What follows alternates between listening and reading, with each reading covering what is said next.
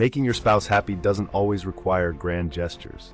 Sometimes, small, thoughtful actions can brighten their day in just a few minutes. Here are some simple yet surprising ways to boost your spouse's mood in under 3 minutes. 1. Give a genuine compliment. A heartfelt compliment goes a long way. Whether it's appreciating how they handled a situation or how they look today, sincere praise can instantly uplift their spirits. 2. Leave a sweet note. Writing a short, unexpected love note and leaving it where your spouse will find it can create a moment of joy. It shows thoughtfulness and reminds them they are loved. 3.